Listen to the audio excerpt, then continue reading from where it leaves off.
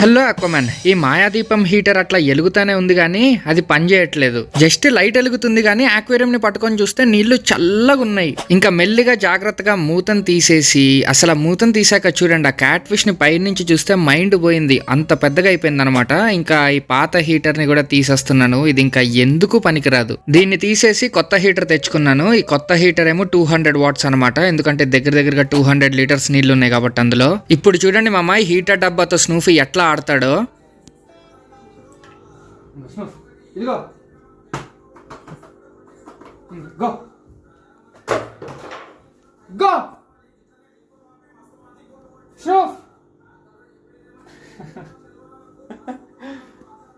ఇంకా పరువు పోయాక ఈ కొత్త హీటర్ని అయితే తీసుకెళ్లి ట్యాంకులో పెట్టేశాను. ఇంకా దీన్ని అలా పెట్టి ఆన్ చేయగానే ఇది పనిచేయడం స్టార్ట్ చేసింది. కొంతసేపు అయ్యాక ట్యాంకులో నీళ్ళన్నీ వెచ్చగా అయిపోయాయి.